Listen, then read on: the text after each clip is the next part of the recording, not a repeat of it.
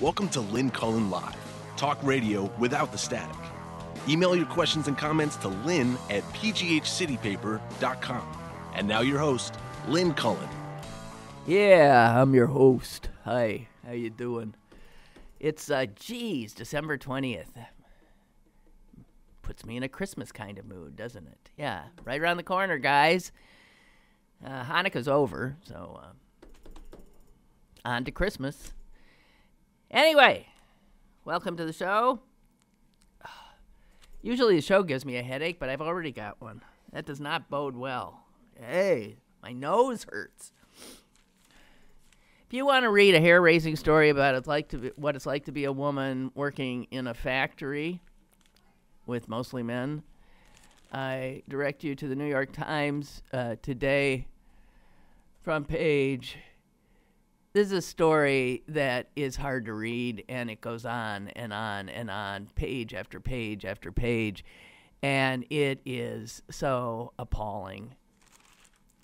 So for all the starlets and professional women who've had to deal with stuff, you can't imagine what, blue collar women endure. And it's interesting. This is all about specifically a Ford motor company plant in Chicago. And, jeez, unbelievable. Or not at all. Not really. It's exactly what you'd expect. But that a person would have, in order to have a good income, because these are good paying jobs, union, all that stuff, all that kind of protection. And, wow. So you not only work, but you, while you're working, are fending off fellow workers, dealing with disgusting comments being made about your breasts, about your body, about what they want to do to you, and that's the work environment. Really would make you want to jump out of bed and get to work, wouldn't it? Unbelievable. And then in these instances where they do have a direct line of how you deal with a workplace difficulty, you go straight to your union rep. The problem is that the union represents not only the woman, but represents the guy she's accusing. So the union, and often the union is obviously male-dominated too. So women have, it's really, there's a woman in here who clearly, she even posed and had her picture taken, and she flat out says, I slept with him because I have to have this job. Single mother, best pay she could get. Twice as much as she would get anywhere else. And part of the job was servicing a guy who had the power to fire her and to give her easier jobs, to give her hard jobs, even dangerous jobs. It's just amazing. So,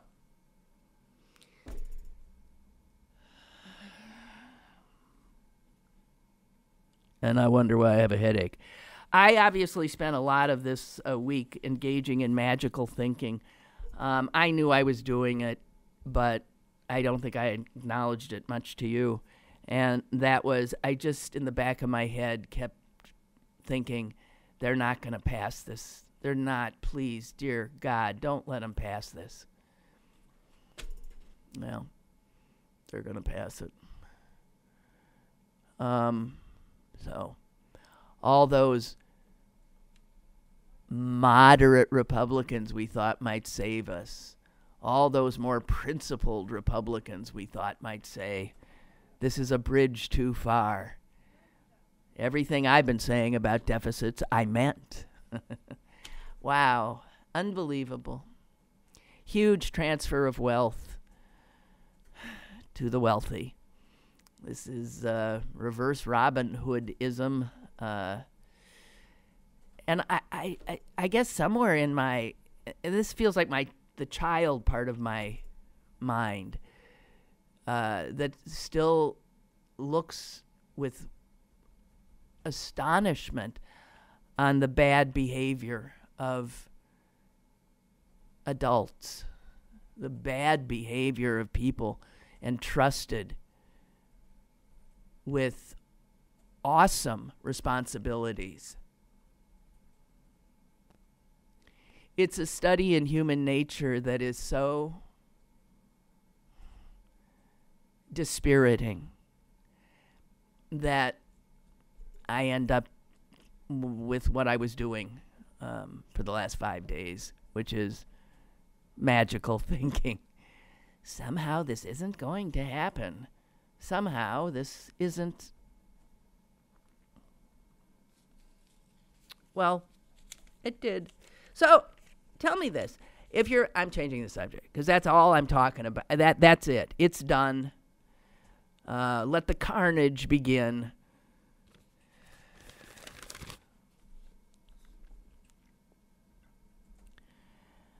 I read the first line of this and then I thought, did I just read that right? And I went back and read it again. I'm going to read it to you, okay? Listen carefully. Federal officials Tuesday ended a moratorium imposed 3 years ago on funding research that alters germs to make them more lethal.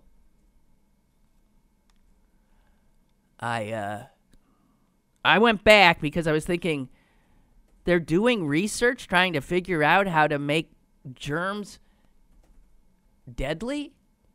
More deadly? Why would you do that? Why would you? Is this for biological warfare? Why would you want to mess around, again, with Mother Nature, and take something that she already has, which is lethal to us, and make it more lethal? So I understand why maybe there was a moratorium put on this kind of research 3 years ago. Well, of course, anything that happened in the Obama administration is toxic to the Trump administration. And so they have now lifted this moratorium, which means that the scientists who are eager to make germs more lethal now have a shot at going ahead and doing it. Now, they say this is about learning how these germs mutate, that if we understand how they make themselves more lethal, then maybe we could be a step ahead of them. Personally, I don't quite understand that, but I'm not a scientist. However, a whole bunch of scientists are appalled by this.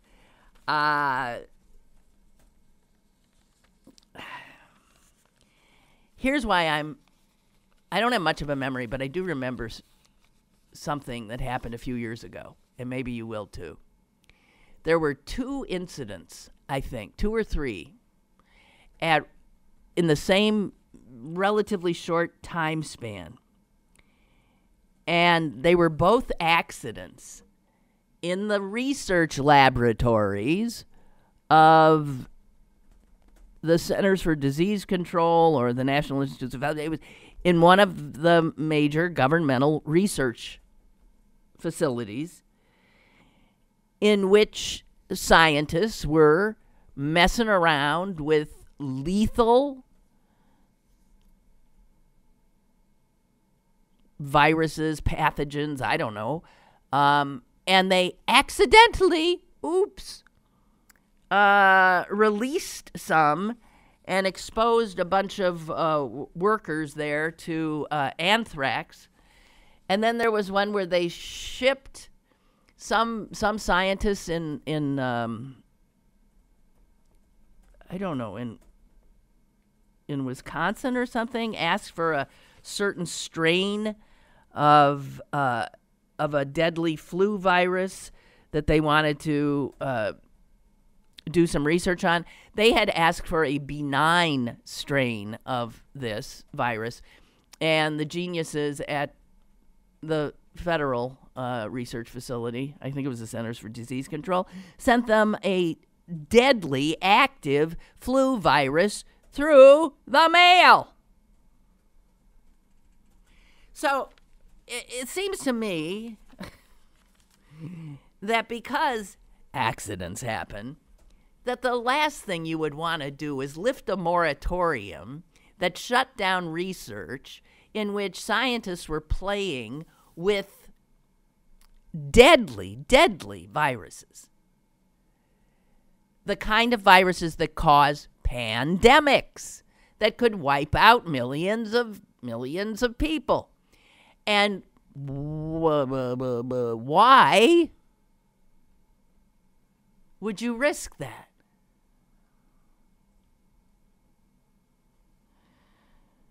So, it's beyond me. We have now lifted the ban on modifying lethal viruses to make them more lethal. Yeah, it's important, I'm sure. Let me tell you, by the way, I mean, seriously, if you start looking into this, there are a lot of appalled scientists today.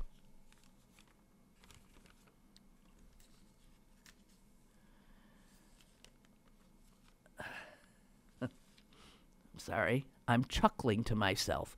There is so much bad crap going on, guys, that I don't even feel up to talking about it.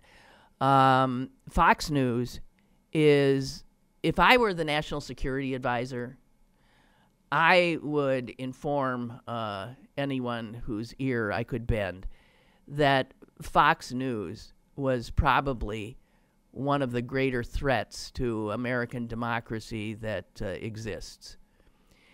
Under the guise of delivering actual fact and news, Fox is trafficking in the kind of crap that Alex Jones traffics in. I mean, the true lunatics. And that passes now very quickly onto Fox News, so that Alex Jones says he thinks there's going to be an assassination attempt on the president. Quite clear. Now that we know the FBI is going to try to kill Trump. That's what Alex Jones says.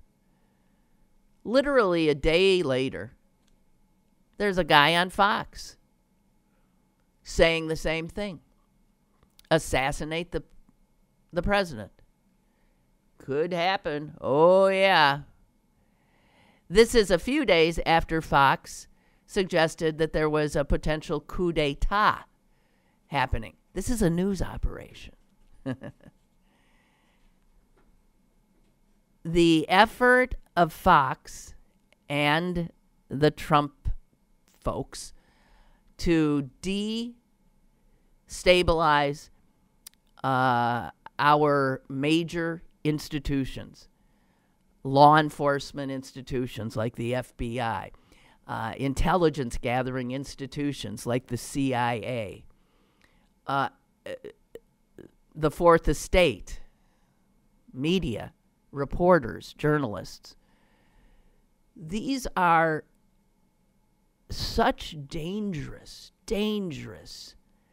exercises these guys are embarked on. And they're doing it for one reason and one reason only, to save their own skin. To create enough murk, enough fear, to spread enough crap around that if Mueller comes out and indicts who knows who, Kushner, Don Jr., the president himself, that their audience will rise as one, because they'll be thinking coup d'etat. They'll be thinking the FBI is out to get him and is not a reputable agency. You know, what's amazing, and also with the with Mueller's probe. Mueller is a registered Republican. Rosenstein, registered Republican. Comey, registered Republican. I'm willing to bet that most FBI agents are probably law and order registered Republicans. And yet, Fox News and the White House, to save their own necks, are suggesting that somehow it's like a liberal plot. The FBI. The FBI! Jesus. Okay. They want to destroy the country. Let's just be perfectly clear. Let's not, and I don't even consider that hyperbole. They want to destroy this country.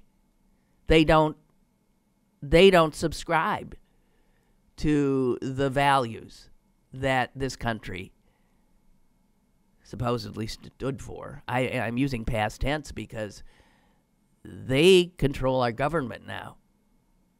And they are not living up to their oaths of office, simply put, to serve and to protect the United States of America, which is not just a country, but it's an idea. It's an experiment in democracy.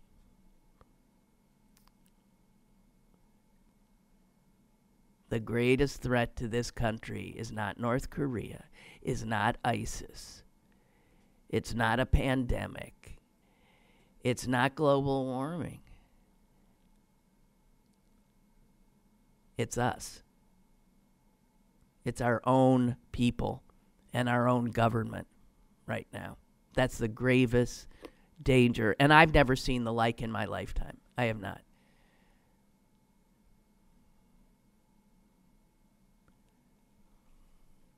I'm engaging in lots of magical thinking these days because we have fallen into the hands of a cynical, disreputable, greedy bunch of traitors, if you ask me. Do we still have a call? Hi, caller. Hi, Lynn. Hey, I have the answers. Good. How do you like that? I have the answer. You said, with the why would they do away with this prevention of deadly germs, the pandemics? I have the answer. I have the answer to why all this destruction is going on. The twisted around. The answer is that they are hate. It's just hate. They hate at all costs. Hate has consumed these poor people. That is what they are, and it's a shame because at all costs they will destroy themselves. This is all they're going to destroy themselves. But it's such a hate is so powerful. Who do they hate? They are so. They hate that there was a black man. How dare? Can you imagine how that must have festered on these haters that there was this. And a beautiful black man that just did it. He did his job against all odds, and that had to just set their asses on fire. And it festered all this time. How dare this black man? And it's just hate, and if there's any target, it's on Mueller. Hello? I have a friend that's been saying, he's got a target on him. They're going to kill him. How's he still alive? Why not just get rid of Mueller? But, hey, you know what? We cannot let these assholes, I don't know how. I don't know how. All I know is that we cannot let these assholes define us. I told you before, and if I may share with anybody else out there, back 100 years ago, people would tell me, you can't beat City Hall. And I used to say, whoa, wait a minute. there was a handful of mothers that were pissed off, and they composed MAD. If you look at MAD, that's just a handful of mothers that were fed up. MAD changed our society, and I use them as an example all the time. Hell no. That's all. And all right. And no, these assholes cannot define us. I don't care if they have us by the neck, the country by the neck. No, I refuse. I refuse to, and I don't know how, but that's another bloody day. All right. To the streets. Don't worry. I'll see you in the streets. Bye. Hey, have a good holiday. Oh, hon. yeah. Merry Christmas. Yeah, thank you. Bye. Bye. Oh, yeah. So, yeah, they're so busy over there in the Congress. They're gleeful. They are, what a bunch of selfish, greedy SOBs. Yeah. The Republican chairman of the House Judiciary Committee and the Oversight Committee, two of them, now want the Justice Department to show up for interviews into how the FBI is handling the probe of Hillary Clinton's private email server.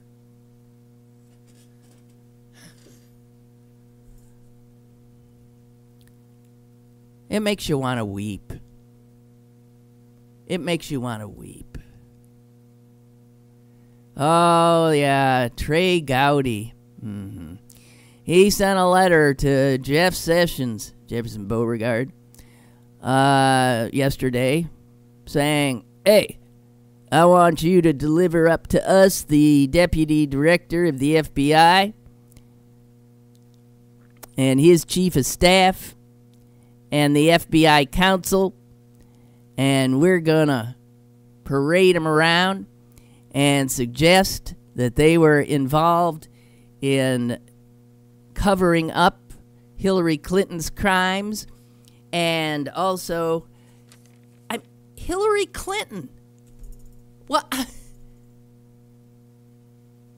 These guys cannot deal with reality, so they create their own. The fact that their president is being investigated.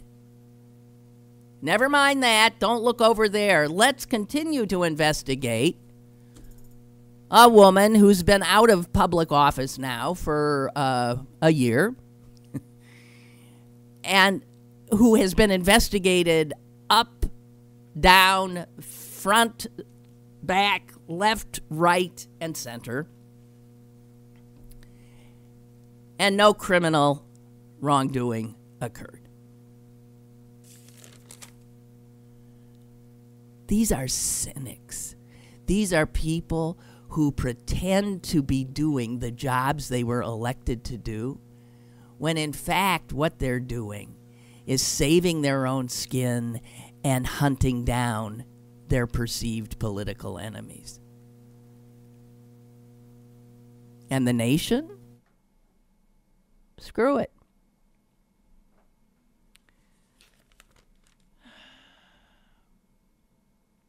All right, so let's see. Giving me a headache.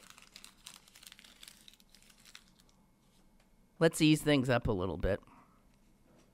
This just in. Guess what? With Matt Lauer, the big cheese of the Today Show, not on the Today Show anymore, NBC was really worried that their ratings were going to tank. No. In the 3 weeks that Lauer has been gone, the Today Show is doing just fine without him. Winning its time slot, beating Good Morning America. The executives of the network assumed they were going to take a big hit. The assumption, but if the white man goes, surely people will stop watching. We'll just have these women. And it turns out, not so much. Their audience is holding absolutely firm. Also, with the exit of the loathsome Charlie Rose over at CBS with his harem of 20-something interns, secretaries, researchers, and gophers, no appreciable impact on those ratings either. And it says right here in the business section of the New York Times that network executives who paid Lauer and Rose generously, I bet more than the girls were making. The guys were making the big bucks because that's the way it is. Says here they paid them generously and promoted them constantly and assumed that they were the linchpins of their morning programs. Apparently not. Okay, so I brought up Bitcoin the other day, and no sooner did I bring that up than I'm starting to lose my mind about it again. And there seems like everybody's talking about Bitcoin now.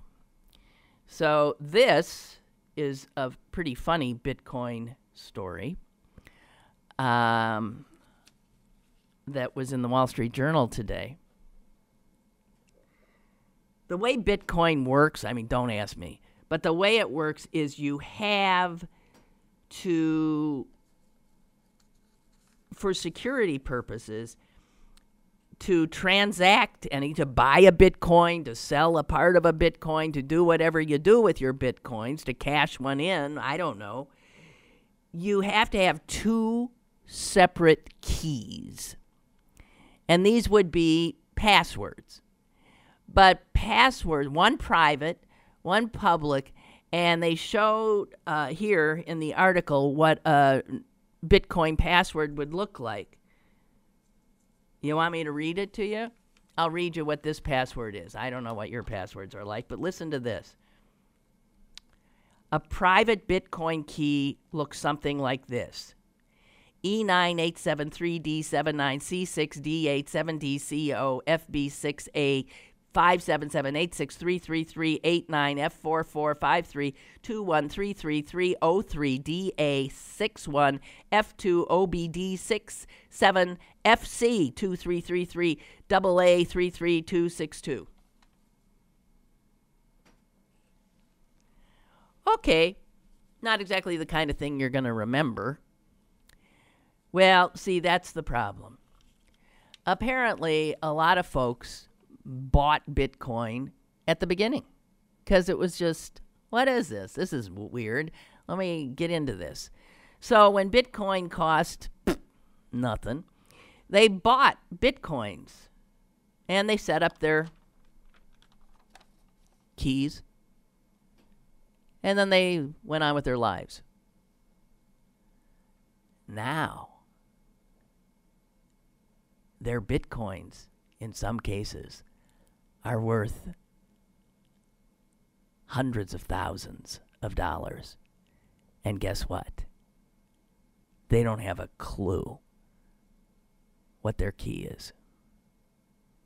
They can't find it. They don't know it. They can't retrieve it. And unlike if you forget, let's say, your password on your bank account, you get in touch with the bank and you go through some, security questions and then you change your thing and this and that and blah, blah, blah. There ain't no bank. That's the thing about Bitcoin. There is nowhere to go to retrieve your stash. It's there, but you can't get at it. You can't unlock it.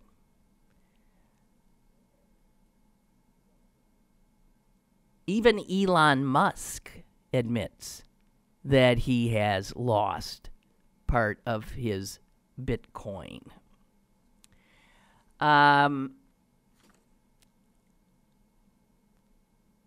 some guy, I'm going to tell you a story of Philip Newmeyer. He bought 15 Bitcoins in 2013. 15 Bitcoins. That'd be a lot of money today, right? He bought them for $260. And so that's worth now hundreds and hundreds and hundreds of thousands of dollars. But he doesn't know his password. He considered going to this hypnotist who's actually advertising to help people recall forgotten passwords. And this is a hypnotist in Greenville, South Carolina. This guy's got a good gambit going. Jason Miller. So he hypnotizes you and tries to get you to remember your password. And if you do remember the password, here's what you pay him. He gets 1 Bitcoin plus 5% of the amount recovered. So if he manages to just uncover 1 password, he's going to make out like a bandit, the hypnotist. But the guy didn't try hypnotism, this other guy. He instead, get this, built a supercomputer that is trying to crack the code. And this sounds like insanity to me. Okay, so here's a guy who's got hundreds of thousands of dollars in Bitcoin, and he can't get at it because he can't remember the password. So he has, this is the Wall Street Journal reporting, he now has a 5-foot-tall computer system working so hard that it sits in a 270-gallon tank in special mineral water to disperse the heat that it generates. It is sifting through every possible combination of letters and symbols and numbers, desperately trying to find this guy's lost password. The guy admits it could take about 300 years for the supercomputer sitting in its little pool of special mineral water to recover the Bitcoin. Here's another sad story. It's unbelievable, this stuff. Here's a guy, a Welsh guy. He's an IT worker. His name is James Howells. He had a $7,500 Bitcoin. It says, the language is so absurd. Okay, this is $7,500 Bitcoin he has now lost because he can't get at it. And he originally mined it in 2009. He lost it when his hard drive was accidentally thrown away during an office cleanup. It turns out that what he had in Bitcoin is now worth more than $100 million. So this guy actually has $100 million in Bitcoin, this poor Welsh guy, and he can't get it because someone threw out his hard drive. And do you know what? He is now attempting to excavate the landfill that the hard drive was thrown into, he believes, and he is digging through 4 years' worth of trash to find it. I guess if you figured there was $100 million on the other end, you might do that. But can you imagine? I think this is funny.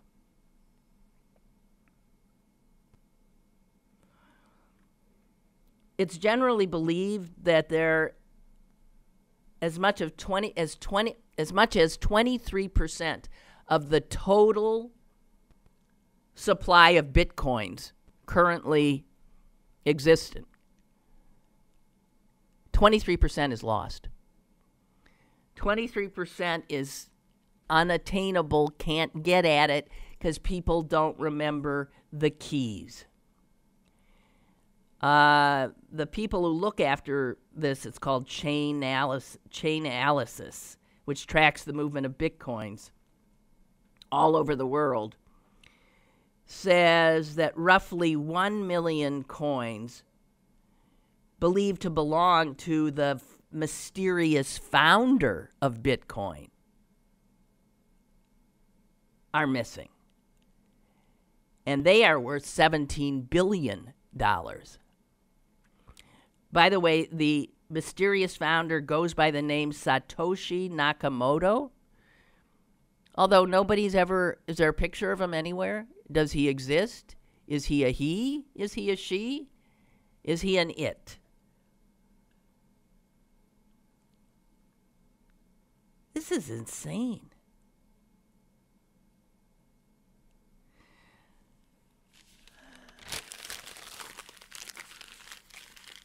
Okay, so that's it.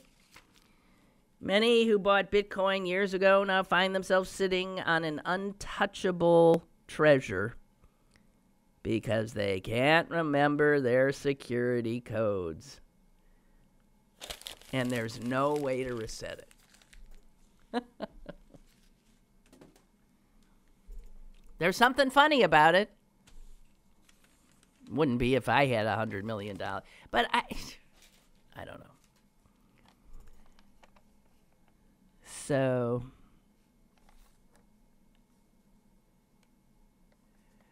Chris writes, that guy digging through the trash definitely needs that huge tax cut, don't you think? Well, he ain't going to get the huge tax cut because he doesn't live in the U.S. of A. He lives in Wales. He's ripping the entire Welsh countryside apart, looking for it. Oh, God. Hey, you seen Jill Stein is under investigation now. I love this. I wondered when this would happen.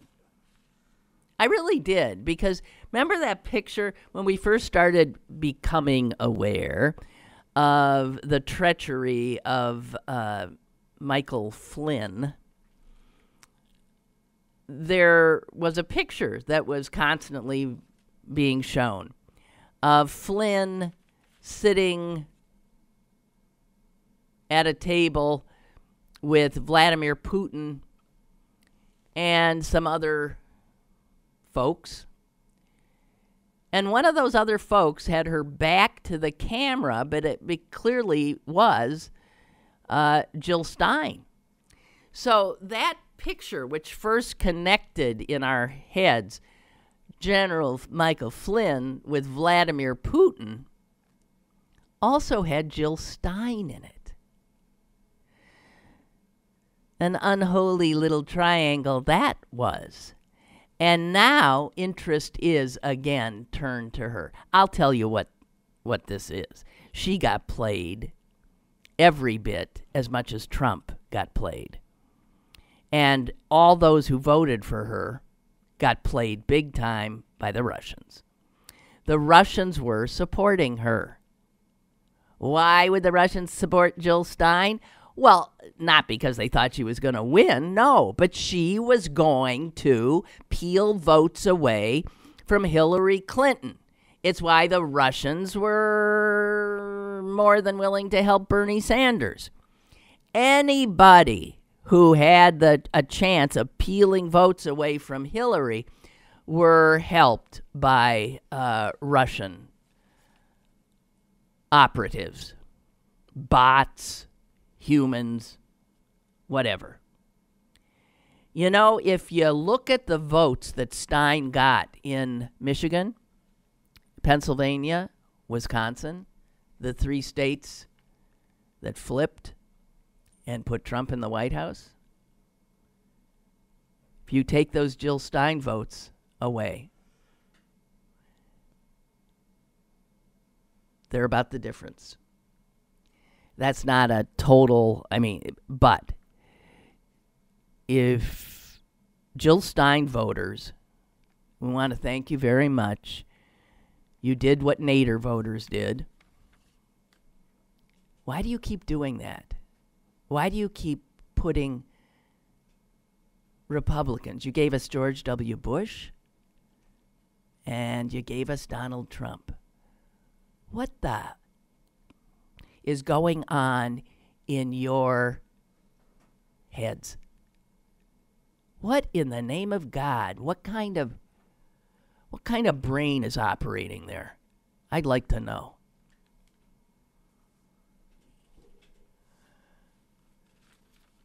So sick of people like you.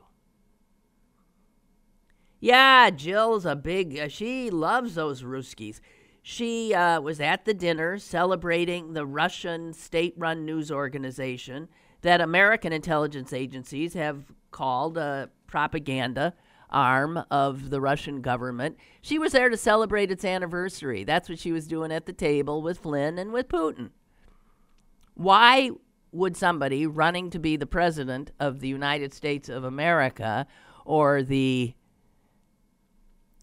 chief aide to the president of the United States of America be at an event in Moscow trumpeting the success of a propaganda outfit for the Kremlin? I mean, it's a question some of us have been asking for some time. And finally, I guess, she's now in the sights of not only Mueller, but also the Senate Intelligence Committee.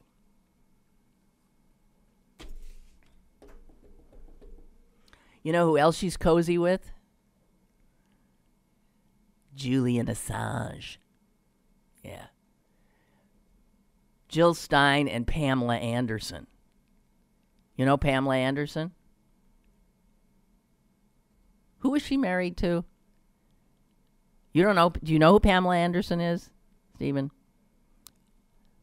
Old blonde bombshell. Was she on Baywatch, the original Baywatch? I don't know. But she is total pals with Julian Assange. She goes and visits him. No, she was married to some disgusting rock star. I forget which one. Was she married to Kid Rock? Yeah. Or no, that was Cher was married to Kid Rock. Right? She was married to Kid Rock? Mm-hmm. Pam Anderson? Well, who was Cher married to? Was she married to him too? Were they married to him at the same time? No. Cher, Pamela Anderson, and Kid Rock? Pam Anderson married also Tommy Lee. Oh, yeah. She was also married, Pamela Anderson was, to Tommy Lee. Boy, she's got great taste. And now she's into Julian Assange. That. Ugh. Ugh. All right. All right. Yeah. I don't know why the Philadelphia Inquirer printed this piece, and I don't know why the Pittsburgh Post-Gazette reprinted it, because I think it's really old. But it reminded me of something that I don't think I ever mentioned to you, that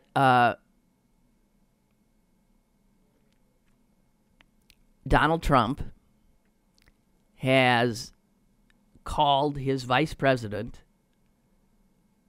a yokel. Did you know that? He's called Pence a yokel and low class.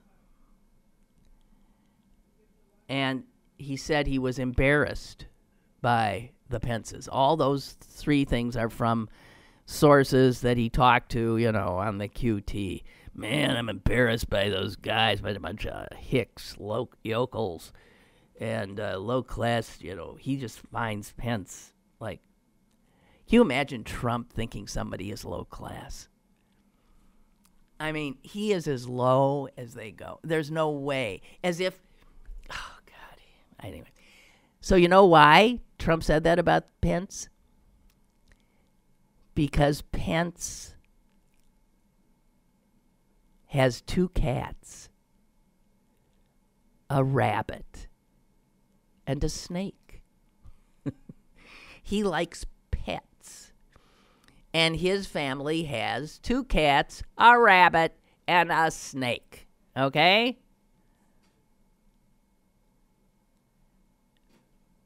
That is absolutely correct. That is absolutely correct. Stephen has scratched on his whiteboard. Trump is a poor man's idea of a rich man, right? That's true. Is that what you said? Yeah, it's true. Yeah. Incredible. Okay, so Trump hates animals. No, the Trump family doesn't have pets. And he's one of the first presidents in a long time that has not had a pet. And we all know that pets humanize you. So sometimes I think politicians get a pet. Remember there was that one politician, I forget who, in Florida, who actually rented a pet for his campaign? You know, perfect-looking golden retriever or something, took pictures of it with the family, and then sent it back to a shelter as soon as he won or lost or whatever the hell happened. I don't know. I mean, jeez.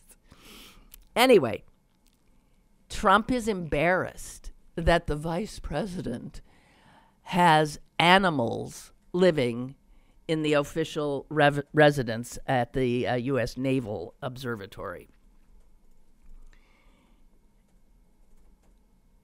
And so if you think about that, what Trump says by calling somebody low class if they have pets, he has offended now the majority of Americans, right? I mean, even his own followers, a lot of them have pets, I'm sure. And this shows how much of a strange and isolated little creep Donald Trump is. He doesn't even understand the value of animals in your life, which for many people is one of the greatest gifts of being alive, is having animals in your home.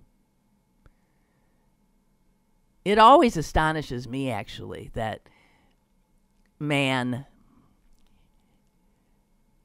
managed to domesticate, or maybe the animals domesticated us. But there's something wonderful about having in your home another species who is part of the family, who interacts with you. You know, I sometimes look at my cat. I'm down to just one now, and I think, God, you're an animal. And you're in my bed, and I love you, and you give me such joy, and I care about you, and you make me happier, and I could look at you forever. You're amazing. And Trump doesn't understand that at all. If you think about Trump family values as it relates to animals, think about it. What's the Trump family value regarding animals? Hunt them down and kill them. Right? Anytime you have seen any Trump with an animal, what is the animal? Dead. What is the Trump? Exultant, holding up some magnificent animal that they have blissfully shot and want as a rug on the floor or a trophy on the wall. That is Donald Trump. And he looks down his nose at Mike Pence, who lives with 2 cats, a rabbit, and a snake.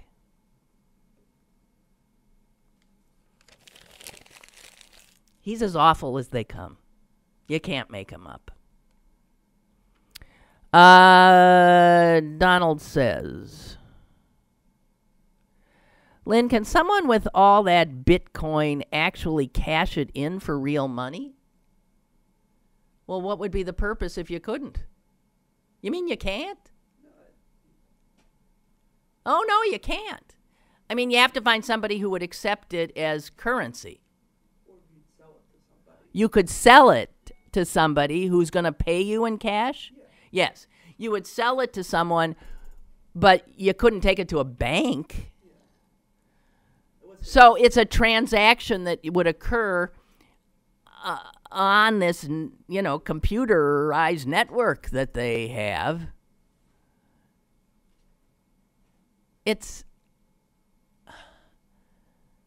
So you got $100 million, but you only have $100 million if somebody would give you $100 million for it.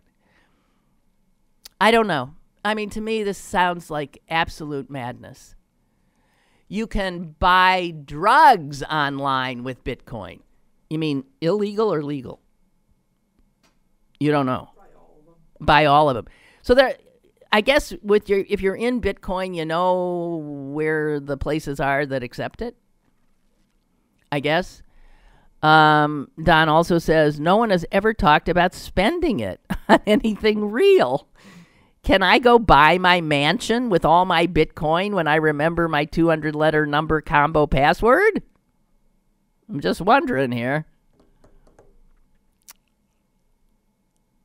Only if the guy selling the mansion will accept Bitcoin. Man. In 10 years, it could be this is the thing. I mean, that we're all doing Bitcoin. I don't know, but I seriously doubt it. And, man, I can't even remember the password I have. I mean, which is like five digits. God. Mark writes, here's a shocker. Bob Corker failed to report millions in income on his congressional disclosure forms. He's agreed to make amendments to his disclosure. These guys are very forgetful, aren't they? Jefferson Beauregard Sessions has amended his under oath testimony 3 times. Yeah. How come, whatever happened to the crime of perjury? I guess that these guys can just lie until they get caught and then they apologize and all's well. That seems to be the case. If the goal of the tax cut was bigger take-home checks for the middle class, why not just a payroll tax cut? Oh, yeah. That'd be free because the ensuing growth would pay for it, right? Oh, Mark. I'm so sorry. You're taking all this sort of seriously, aren't you? They're grifters, okay? Nancy Pelosi called them thieves on the floor of the House yesterday. And that is what they are. They're grifters. They're thieves. And they're shameless. David says Melania has a pet snake in the White House. She married it. She even married it. Ain't that the truth? And Mark, back again, says about Bitcoin. Coinbase is the exchange where you convert Bitcoins to money. You can trade Bitcoin futures on the CBOE, which is what? The CBOE, the coin-based, the Currency Bureau of Eagles, the Chicago Board of Options Exchanges.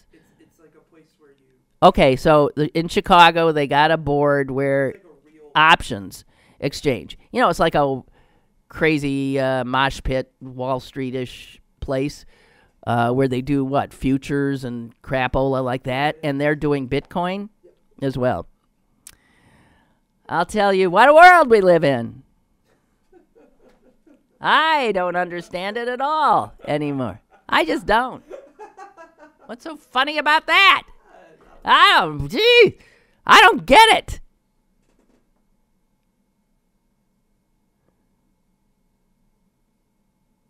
Oh, thank you. This is good. This is good. Did you just send this to me? Did you ever see this review of Trump's restaurant? Yeah, I did. It's been a while, though. This was a review in Vanity. It wasn't in Vanity. It was in Vanity Fair? Yeah. Let me read it to you. We could all use a laugh. The allure of Trump's restaurant, like the candidate, is that it seems like a cheap version of rich. The inconsistent menus, literally, my menu was missing dishes that I found on my dining partner's menus. They were chock full of steakhouse classics, doused with unnecessarily high-end ingredients. The dumplings, for instance, come with soy sauce topped with truffle oil.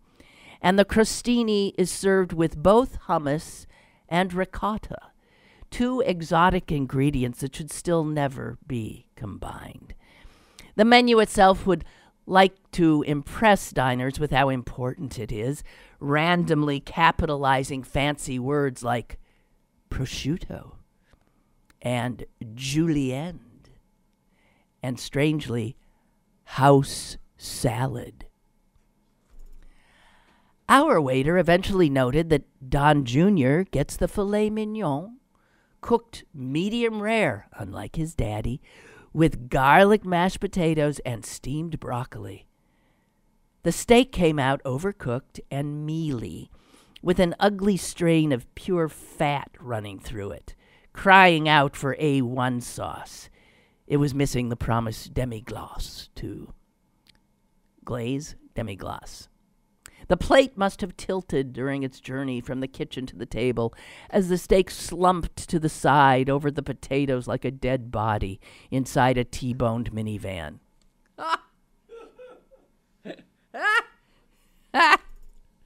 That's a good line. The steak slumped to the side over the potatoes like a dead body inside a T-boned minivan. Don Jr. probably does not eat the filet mignon here regularly either. Come to think of it, judging by its non-cylindrical shape, it might not have been a filet at all. Renowned butcher Pat LaFrida once dared me to eat an eyeball that he himself popped out of the skull of a roasted pig. That eyeball, so he ate it. That eyeball tasted better than the Trump Grill's gold label burger, a Pat Frida branded short rib burger blend molded into a sad little meat thing, sitting in the center of a massive, rapidly staling brioche bun, hiding its shame under a slice of melted orange cheese. It came with overcooked woody batons called fries. How can someone mess up fries? And ketchup masquerading as Heinz. If the cheeseburger is a quintessential part of America's identity, Trump's pledge to make America great again suddenly appeared not very promising. Presumably, Trump's great America tastes like an MSG-flavored kitchen sponge lodged between two other sponges. Whoa. I can't imagine that Trump appreciated that. Well, thank you. That was a nice way on which to end, because I can't take much more. All right, I got 2 more days in me. That's it. That's it. I got tomorrow, I got Friday, and I barely got those. I'm not kidding you.